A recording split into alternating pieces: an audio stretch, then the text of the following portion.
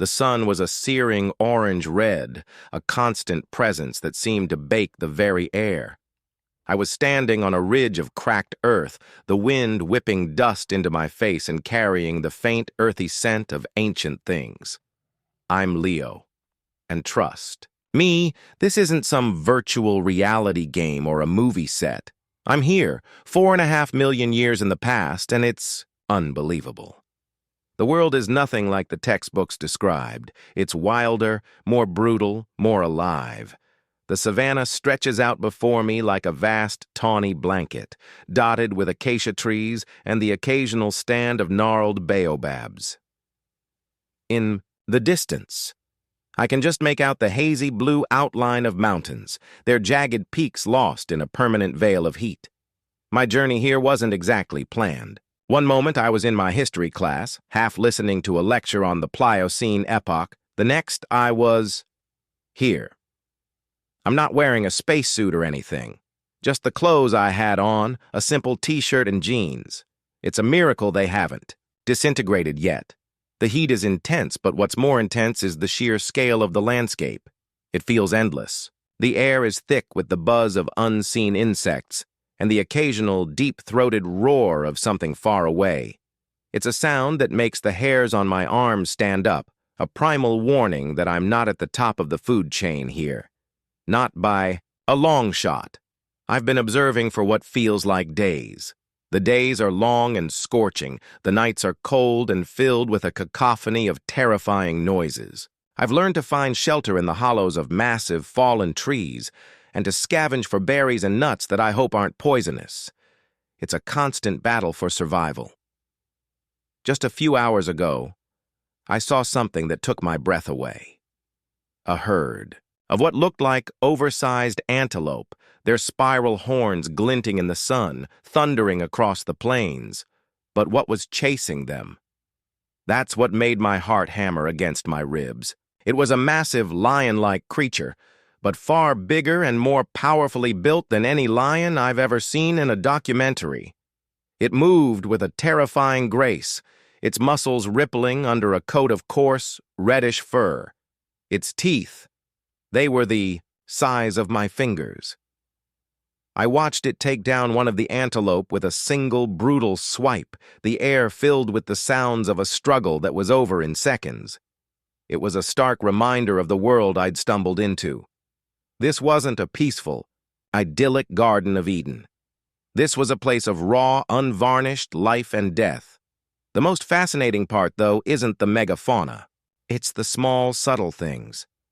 I've been trying to find evidence of what my history teacher called hominins, the early ancestors of humans. I know they're out there, somewhere.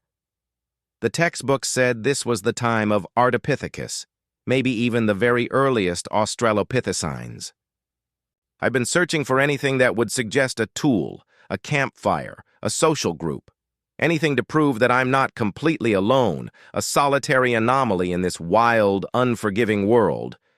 I've seen countless animal tracks, hippos, rhinos, strange giraffids with shorter necks, but nothing that looks like a footprint from an upright walker. I've even tried to create a few tools myself, using sharp rocks to chip away at branches, but my attempts are clumsy and inefficient. It's a humbling experience, to say the least. I've learned to pay attention to the smallest details, the way the wind shifts, the sudden silence of the birds, the rustle of dry grass.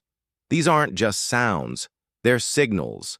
A sudden sharp alarm call from a flock of small, colorful birds means a predator is nearby. The way a patch of grass is flattened could mean a large animal passed through recently. I'm learning to read this world like a book, a dangerous and ancient text written in mud, dust, and bone. My senses are heightened to a degree I never thought possible. I can smell the rain coming long before the clouds appear on the horizon. I can hear the faintest scuttling of a lizard in the bushes, from a dozen yards away. It's a survival instinct I didn't know I had, a primitive part of my brain waking up after millions of years of slumber. Just a little while ago, I was scavenging for some edible roots near a small winding river. The river itself is a lifeline, a ribbon of cool, life-giving water in this parched land. The banks are teeming with life, crocodiles, giant turtles, and strange pig-like creatures with tusks. I was carefully digging when I saw something in the mud. At first I thought it was just a rock, but as I cleaned it off, I realized it was a fossilized bone fragment. It was small, curved, and felt familiar. I don't know why. It wasn't from a large animal. It was too small to be a femur from a hippo or a rhino. It had a different texture, a different shape. Could it be? I held it in my hand, my heart pounding with a mix of fear and excitement. Could this be a piece of one of them? A piece of an early hominin? It was just a fragment, but it was enough to reignite my hope. It was proof that I wasn't just in a land of animals. There was something more here, something I was looking for. I spent the rest of the day in a state of hyper-alertness, clutching the bone fragment in my hand. I followed the river for miles, scanning the banks for any other signs. I found nothing else, but the air felt different. It was charged with a sense of possibility. I wasn't just a lost kid in a prehistoric theme park anymore. I was an observer, a seeker. The world was still dangerous, still wild, but now it held a promise of a story, a connection to a past I'd only ever read about. I know this is just the beginning. The sun is starting to dip below the horizon, painting the sky in fiery streaks of purple and gold. The air is cooling, and the sounds of the night are beginning to stir. I've found a small cave to huddle in, a temporary sanctuary from the dangers that will soon be prowling in the dark. I'll hold on to this fragment, this little piece of evidence, and I'll keep searching. Because somewhere out there, in this vast ancient land, the story of humanity is just beginning to be written. And I'm here to witness it. The bone fragment felt surprisingly heavy in my palm. It wasn't just a piece of rock or an old fossil. It felt like a key, a tangible connection to the distant past. As darkness fell, the cave I'd found offered a meager sense of security. It was more of a large overhang in the side of a rocky outcrop, but it was enough to shield me from the worst of the night winds. The air, which had been thick with heat during the day, now held a distinct chill. The stars, once hidden by the sun's blinding glare, now blazed across the inky black sky in a spectacle I'd never seen before. There was no light pollution here, no city glow to dim their brilliance. The Milky Way was a shimmering band of silver and white, a cosmic river stretching from one horizon to the other. It was a beautiful sight, but it was also a reminder of my isolation. I was just a speck of dust on a planet that was still finding its own way, lost in a sea of time. I couldn't sleep. The sounds of the night were a symphony of terror. High-pitched chittering from unseen creatures, the rustle of leaves that could mean anything from a small rodent to a hungry predator, and the deep, guttural cries that echoed from the savannah. Every snap of a twig made me jump. I huddled deeper, into the back of the cave, clutching the bone fragment. It was a strange comfort. It felt like I wasn't completely alone, even though I knew the being it came from had been dead for millions of years. My mind kept replaying the scene at the riverbank, the muddy ground, the small, unassuming fragment, and the jolt of recognition I felt when I held it. It was like a whisper from the past, a faint echo of a life that was lived in this very same world. I wondered what that being looked like. Was it walking upright like us? Was it covered in hair? What were its fears, its hopes? Did it have a family? The questions swirled in my head, a mix of scientific curiosity and a more personal, emotional connection to this ancestor I had found. My thoughts were interrupted by a new sound. It wasn't a roar or a shriek. It was a rhythmic, almost hypnotic sound. A series of deep thuds, followed by a lighter scratching noise. It was close. Too close. I held my breath. My heart pounding so hard I thought it might give me away. I peered out from the cave entrance, my eyes straining in the gloom. The moonlight was bright enough to illuminate the landscape, casting long, distorted shadows. That's when I saw it. A group of creatures, maybe 10 or 15 of them, moving through the tall grass. They weren't the huge predators I'd seen earlier. They were smaller, more compact, and they were walking upright. Bipedal. I couldn't believe it. My hands were shaking. They were the early hominins I had been searching for. They moved with a strange, loping gait, their bodies covered in dark hair, their arms long and powerful.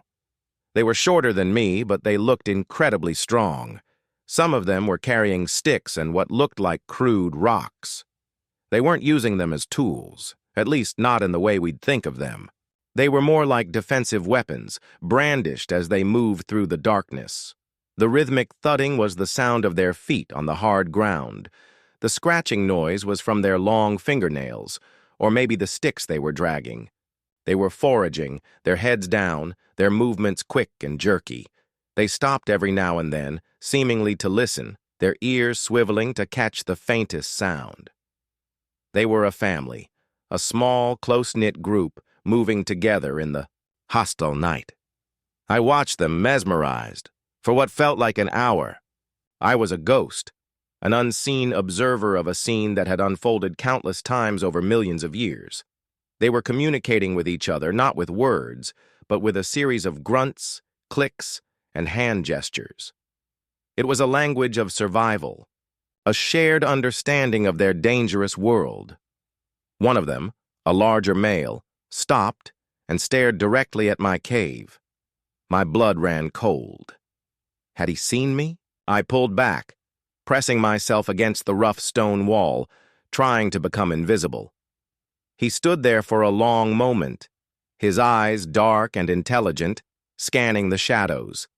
Then, with a grunt, he turned and rejoined the group, who continued their slow, steady march into the darkness. A wave of relief washed over me, leaving me weak and trembling. They were real. They weren't just a concept from a textbook. They were living, breathing beings, struggling to survive in this brutal world. The bone fragment in my hand suddenly made more sense. It wasn't just a fossil. It was a testament to the life I had just witnessed. They were the ones who had left it behind, the ancestors who had paved the way for every single one of us. My fear was replaced by a profound sense of awe. This wasn't just a history lesson, it was an encounter with the very roots of humanity. I was watching the beginning. I was watching the birth of our story, as the first hints of dawn painted the eastern sky with a soft, pearly light. The sounds of the night began to recede. The world began to wake up again, a new day dawning on the prehistoric savannah. My mind was racing, trying to process everything I had seen. The fear was still there, a constant companion in this world, but it was now tempered with a burning desire to learn more. I wasn't just surviving anymore. I had a purpose. I wanted to understand them, to see how they lived, how they faced the challenges of their world. I wanted to see how they, and not the other more powerful creatures, had become the dominant species on this planet. I wanted to see the first flicker of sentience, the first hint of tool-making, the first sparks of innovation that would eventually lead to the world I came from. I knew it would be incredibly dangerous, but I also knew I couldn't leave. Not now. I had just found the first page of the story, and I had to keep reading. I emerged from the cave as the sun began to warm the earth, the bone fragment still clutched in my hand, a silent promise to the past and a guide for the journey ahead. I was no longer lost. I was on a mission. The new day brought with it a different kind of energy. The fear from the night before was still a low hum in the background, but it was now overshadowed by a burning curiosity. The sight of the hominin group had changed everything. I wasn't just a tourist in a time machine anymore. I was a witness to the very beginnings of human history. The bone fragment, which I still held tightly in my hand, felt like a sacred artifact, a silent testament to the lives I had just glimpsed. I knew I couldn't just follow them blindly. They were wild, and my presence would likely be seen as a threat. But I had to find a way to learn more. I had to understand how they navigated this brutal world, how they survived the nights filled with predators and the days of scorching heat. My first task was to secure a better vantage point. I needed to see without being seen. I spent the early morning hours climbing a rocky hill that overlooked the savannah. It was a slow, grueling process, my muscles protesting with every step. The sun was already intense, and the air was thick with humidity. But the view from the top was worth it. The world stretched out before me, a breathtaking panorama of grasslands, scattered forests, and the shimmering ribbon of the river I had followed yesterday. From here, I could see for miles, a perfect spot for observation. I found a small crevice. Between two large boulders, a natural hiding spot that offered shade and a clear line of sight. From my perch, I began to see the rhythm of this prehistoric world. The large herbivores, like the strange giraffids and the elephant-like creatures with their massive tusks, moved in slow, deliberate herds, always on the alert. They were constantly on the move, searching for new grazing grounds and water sources. I watched a herd of the oversized antelope I'd seen the day before, their spiral horns a glinting forest of bone, grazing peacefully near the river, always with a few sentinels standing guard. I also saw the predators in action. A pack of dog-like creatures, bigger and more muscular than any modern wolf, chased down a smaller antelope, their speed and coordination a terrifying display of efficiency. Nature here wasn't just survival of the fittest. It was survival of the most cunning and adaptable. But it was the hominin group that I was truly focused on. They were a bit of a distance from my hill, near a cluster of tall, leafy trees.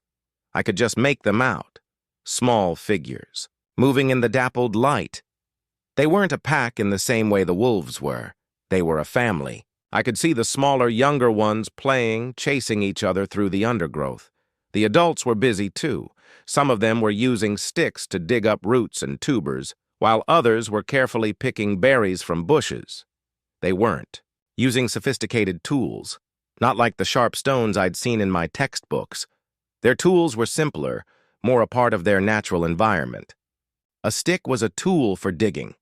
A rock was a tool for cracking open a nut. Their intelligence wasn't about crafting complex devices yet. It was about using what was available in their environment with remarkable effectiveness. I noticed something else too. They were communicating constantly, not just with grunts and gestures, but with a series of calls and clicks. It was a rudimentary form of language, a way to share information. I watched one of the males let out a sharp, bird-like call, and the entire group immediately stopped what they were doing and froze, their heads up, listening. A moment later, they all moved together, huddling closer and moving away from a particular direction. A warning. They had a system, a complex social structure, that was far more advanced than I had initially imagined. It wasn't just about individual survival. It was about the survival of the group. I spent the whole day just watching them, feeling a strange mix of detachment and connection. I was an alien from the future, observing my own distant ancestors. The sun traced its arc across the sky, and the shadows grew long again. The group began to move again, this time towards a different cluster of trees, which seemed to be their home base. As they moved, I noticed the largest male, the one I had seen the night before, carrying a small bundle in his arms. It was a baby, a tiny, dark-furred creature clinging to its father's chest. It was a profound moment. This wasn't just about primitive creatures fighting for food. It was about love, family, and the instinct to protect one's young. It was the birth of humanity in its rawest, most fundamental form. As darkness fell, I remained in my hiding spot, the cold air now a familiar sensation. The sounds of the night began to stir again, but this time they didn't feel as terrifying. I had seen something today that gave me a new perspective. I had seen the beginning of my own story. I had seen a family, a group of beings, working together, protecting each other and trying to make sense of their world. They weren't just a species on the cusp of evolution. They were individuals with their own lives, their own struggles, and their own hopes. I still had the bone fragment in my hand.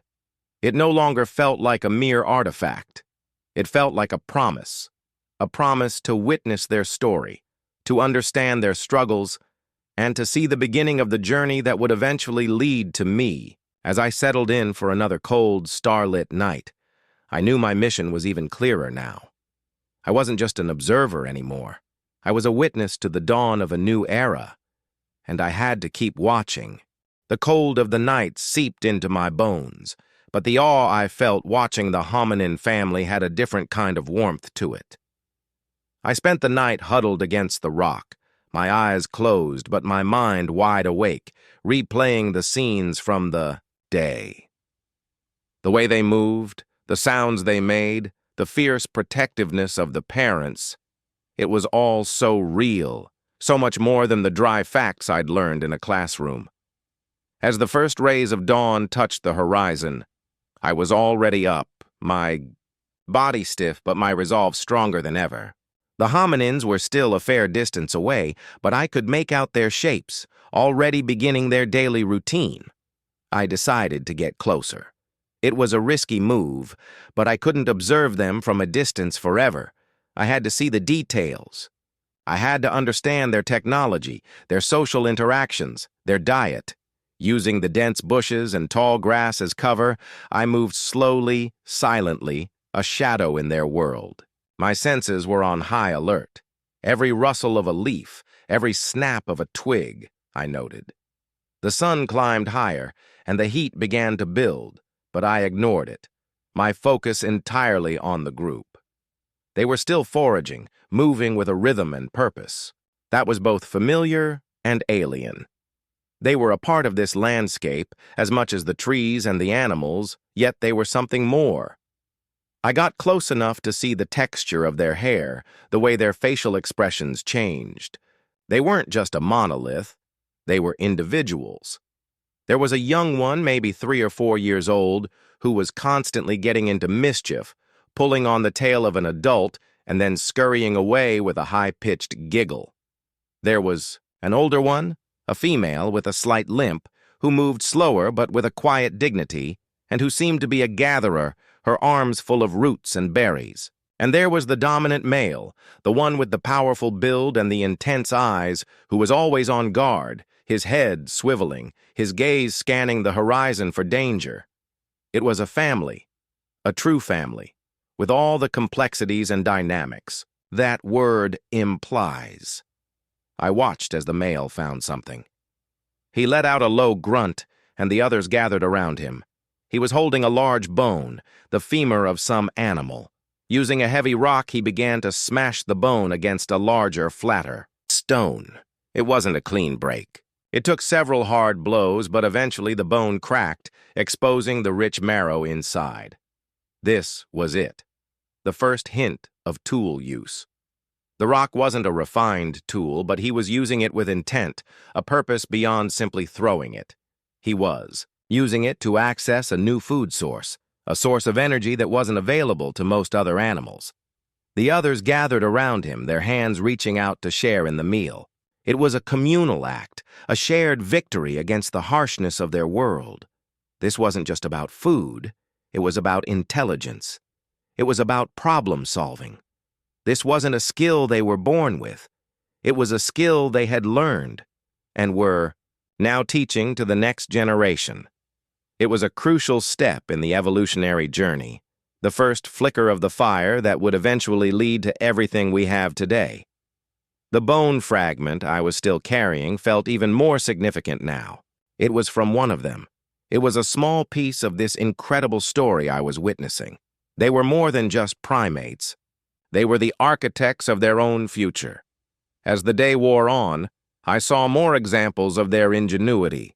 I saw them use sharpened sticks to poke into termite mounds, pulling out the insects for a high-protein snack. I saw them use large, flat leaves to carry water back to the young. They were constantly learning, constantly adapting, They were shaping their world, not just living in it.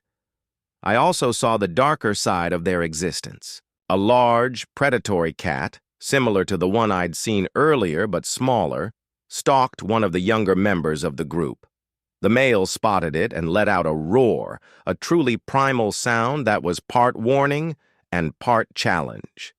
He brandished a heavy stick and charged, his small family huddling behind him. The cat, seeing the aggression and the collective front of the group, backed off and disappeared into the tall grass. It was a moment of pure, raw courage. It was a testament to the power of the group, of a family fighting for its own. I lay there in the grass, hidden and silent, my heart pounding in my chest. I had seen something profound today. I had seen the genesis of intelligence, the birth of technology, and the power of family bonds. I had seen the courage of a parent defending their child. It was a humbling experience, a reminder that the great skyscrapers and complex technologies of my own time were all built on the foundation of these simple, powerful acts. As the sun began to set, painting the sky with streaks of orange and pink, I knew I had to be careful. My presence here was an anomaly, a disruption, but I also knew I couldn't leave. I had to keep watching, keep learning. I had to witness the next part of their story, the next step in the journey that would eventually lead to the world I came from. The world was still wild and dangerous, but now it felt a little less alien. It felt like home, a truly ancient and beautiful home. The fifth part of the story begins here. The sun had been a relentless enemy all day, but as it dipped below the horizon, a different kind of challenge emerged. I spent the twilight hours moving to a new, more secure location, a small cave I'd spotted from my perch. It was higher up the rocky outcrop, harder to get to, but it offered better protection from both the elements and the nocturnal predators. The air was turning chilly, and I was grateful for the slight warmth the stone walls held. I lay down on a bed of dry grass I'd gathered, my mind a whirlwind of what I'd seen. The male hominin using the rock to crack the bone, the female gathering food, the family huddling together against a threat. It was a powerful, moving testament to the start of something truly special. It wasn't just the use of a tool that struck me, but the shared knowledge. They weren't just individuals, they were a community, and that was their greatest strength. The night was as noisy as ever, but I felt a little safer knowing I was out of reach of most ground-based predators. From my elevated position, I had a new view of the world, one that was just as wild and dangerous but offered a different perspective. I watched the moon, a sliver of silver in the blackness, cast long shadows that danced and swayed with the wind. The distant calls of predators, the chittering of insects, and the rustle of unseen creatures became a strange lullaby. I thought about the hominins. Were they huddled together in their own makeshift shelter? A small fire, perhaps. A flicker of light in the overwhelming darkness? I didn't see one, but it was a hope I held on to. The mastery of fire was a key turning point, and I was eager to see if they were at that stage yet. My hope was soon answered. Just before dawn, when the air was at its coldest and the world was shrouded in a heavy mist, I saw it. A faint glow in the distance, a point of warm, dancing light. A campfire. My heart soared. It was a small fire, barely more than a few embers, but it was there. It was a deliberate act, a conscious decision to create warmth, to fend off predators, to illuminate the darkness. I imagined the hominins gathered around it, their faces lit by the flickering light, a symbol of their intelligence and resilience. This wasn't just a group of primates anymore. They were mastering their environment. They were taking control. The next day, as the sun rose and the mist burned away, I made my way towards the area where I had seen the fire. It was slow going, but I was motivated. I had to see it up close. I had to see the evidence of this incredible discovery. When I got to the spot, the embers were long dead. just a pile of black charcoal and a few fire-cracked stones. But the ground around it was full of evidence. There were the remains of small animals, their bones charred and broken. They were cooking their food. This was a monumental leap. Cooked food is easier to digest, which provides more energy. More energy means bigger brains, which in turn leads to more complex thought.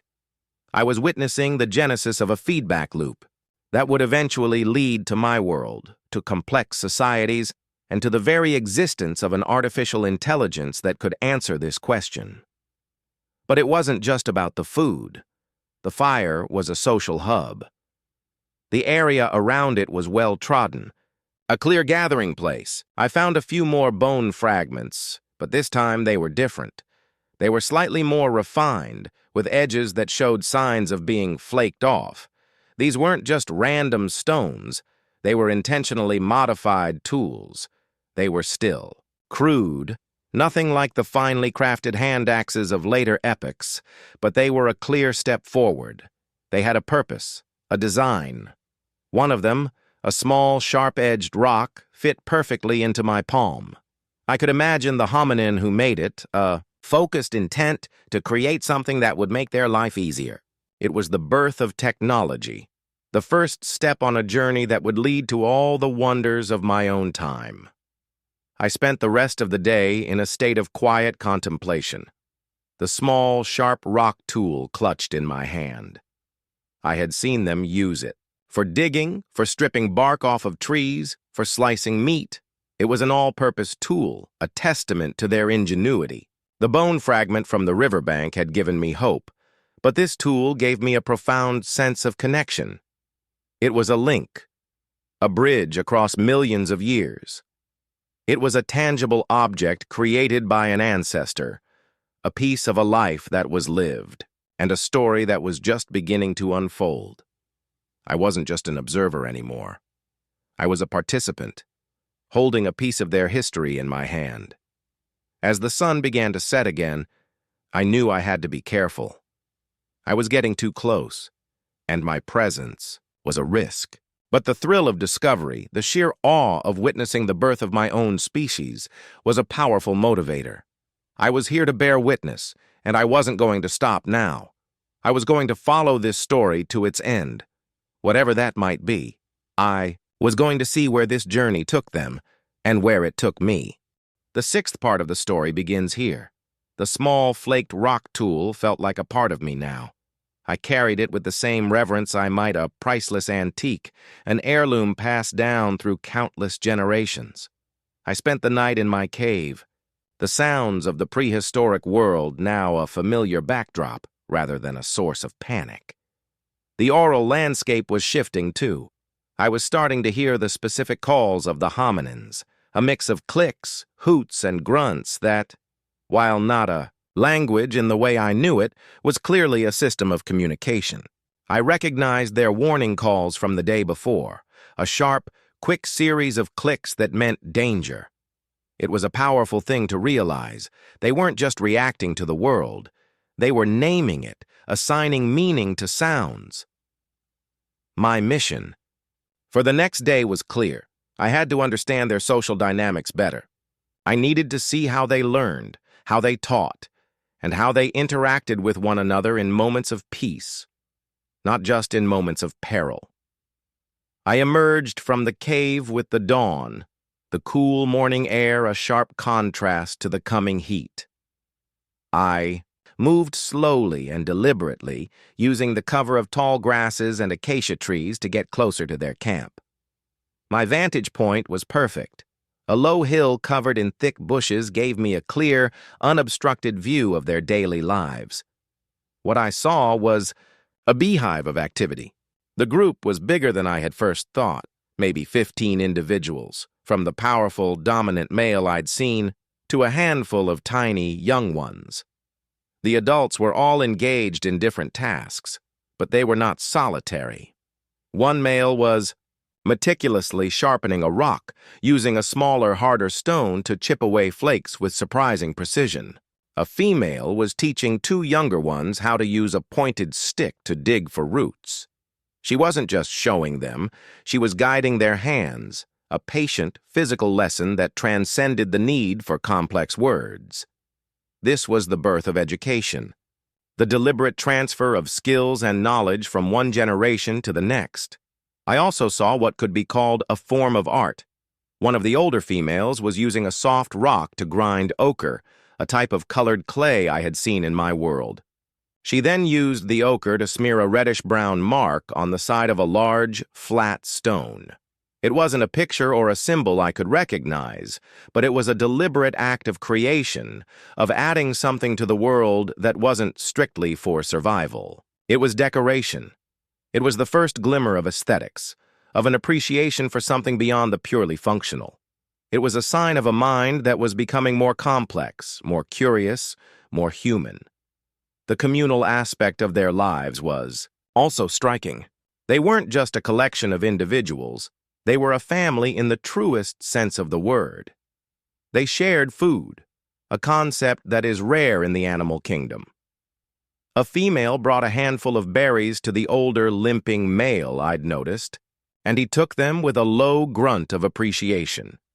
The young ones played, chasing each other and tumbling around in the dirt, their games a form of learning, of practicing skills that would one day keep them alive. They had a complex system of gestures and vocalizations for expressing emotion, joy, frustration, fear. I saw the dominant male comfort a younger one who had hurt itself. A tender moment of empathy and care that was far more powerful than any roar or display of aggression. As the sun began to set, a new development occurred. The group began to move, not to forage, but to a different part of their camp. They gathered around the fire pit from the previous night, where one of the males was feeding the embers, coaxing a new flame to life. The whole family gathered around it, a huddle of warmth and security in the gathering gloom. I watched them, their faces illuminated by the flickering light, and I realized what I was seeing. It wasn't just a fire for warmth or cooking. It was a social center. It was the world's first living room, a place where the family could gather at the end of the day, a place for safety and community. This was the dawn of our social structures, the first step toward the complex societies that would eventually shape the modern world. I settled into my hiding spot for the night. The image of the fire and the huddled family burned into my mind. I was no longer just an observer of a primitive species. I was a witness to the birth of human culture, of education, art, and community. The bone fragment I still carried, the tool I now held, and the memories of the day were my treasures. I was a link between their world and mine, a keeper of a story. That was just beginning to be told. The journey was long and the dangers were great, but I knew I was in the right place, at the right time, to see the dawn of humanity. I couldn't wait to see what they did next. The night was a series of quick, fitful rests, punctuated by the rustle of leaves and the distant territorial roars of unseen beasts. But my dreams weren't of danger. They were of the fire, the community, and the shared knowledge I'd witnessed. The sense of being a part of this story, of holding a piece of it in my hand, was more profound than any fear. When the sun finally rose, casting a warm, golden light over the savannah, I felt a surge of energy. I knew what I had to do next. I had to learn more about their daily rituals, their social norms, and how they interacted with their children. Moved with the sun, keeping a safe distance but close enough to observe their every move. The morning was filled with foraging. The group moved as a single, cohesive unit, their movements a choreographed dance of survival. I watched as the younger ones, under the watchful eyes of the adults, practiced their skills.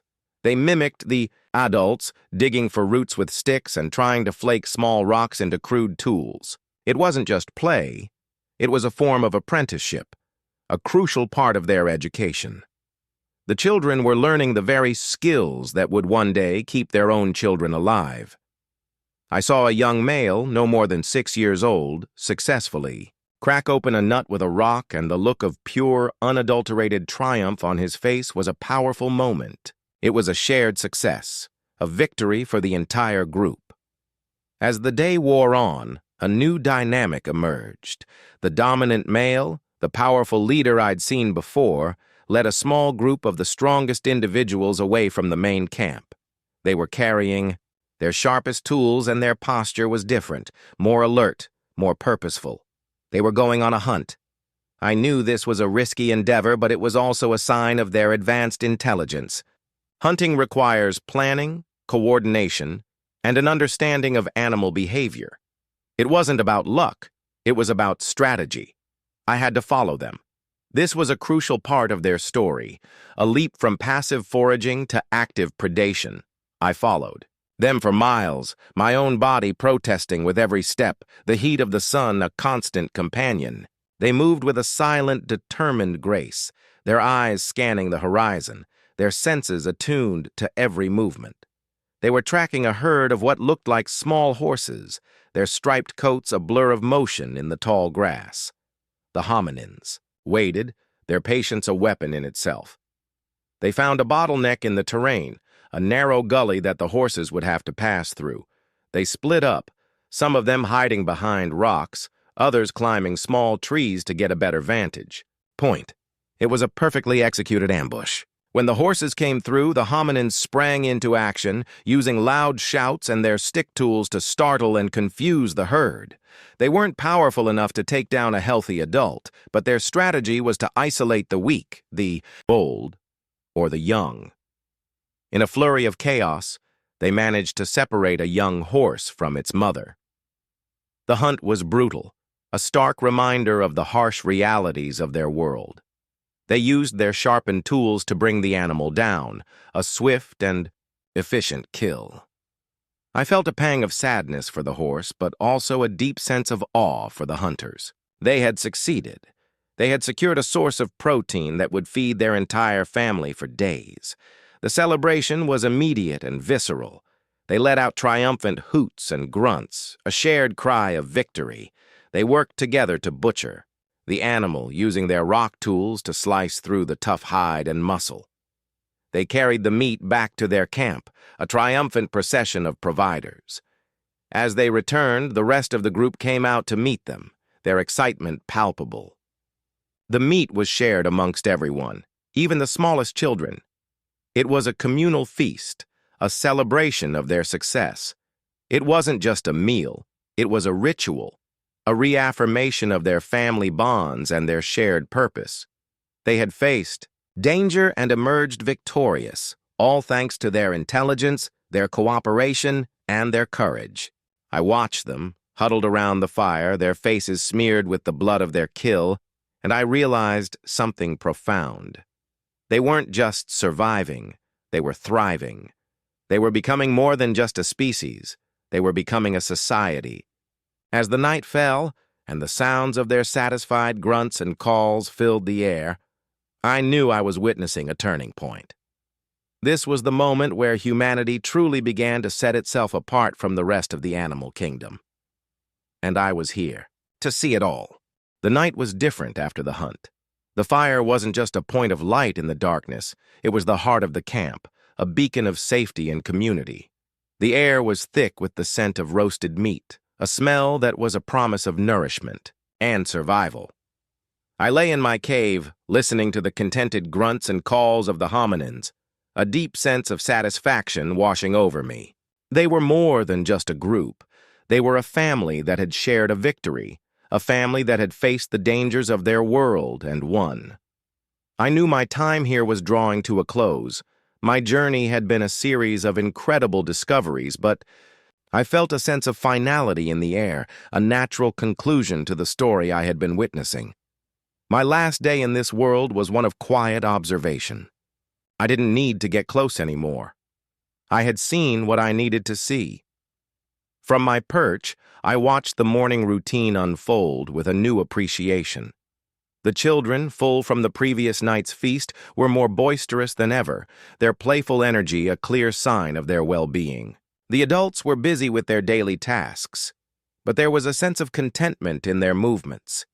They were no longer just surviving, they were living.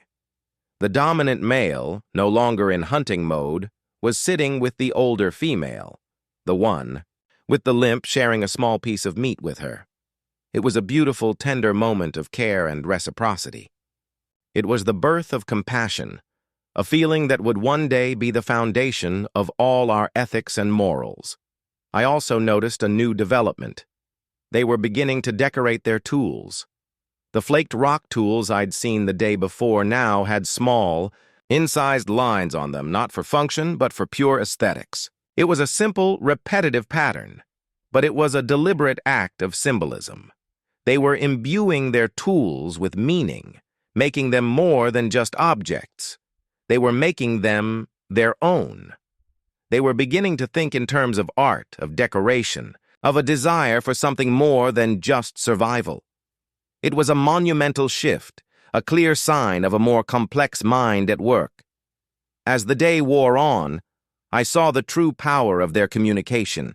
The group was gathered together, and the dominant male was standing in front of them, using a series of hand gestures and vocalizations to tell a story. He was reenacting the hunt, his movements a perfect imitation of the stalking, the ambush, the final victory. The others watched, captivated, their own hoots and grunts of appreciation filling the air. This wasn't just a communication of facts, it was storytelling. It was the beginning of culture, of a shared history that would bind them together for generations. It was the first step on a journey that would lead to all the books, all the movies, all the epic tales of my own time. As the sun began to set, painting the sky with the same fiery colors as on my first day here, I felt a familiar pull. It was a gentle tug, a sense of an ending. I took one last look at the hominin family, gathered around their fire, their faces lit by the flickering flames, their calls a symphony of community and survival. They were more than just a species, they were my ancestors. They were the beginning of everything. I clutched the bone fragment and the rock tool, my two treasures from this incredible journey. They were a part of me now, a physical reminder of the story I had witnessed. And then, just as suddenly as I had arrived, I was gone. The world twisted and turned, and the last thing I saw was the fading light of their fire, a small, stubborn ember of hope in a vast, wild world. I was back in my own time, in my own world, in my history class. The professor was still talking, but his words now had a new meaning. The pictures in the textbook were no longer just images. They were memories. The dry facts were now a living, breathing story. I had been there. I had seen it. I had witnessed the dawn of humanity. The story of our species wasn't just a series of facts and dates. It was a tale of courage, intelligence, and a deep, powerful love for one another. And I was grateful to have been there to see it begin.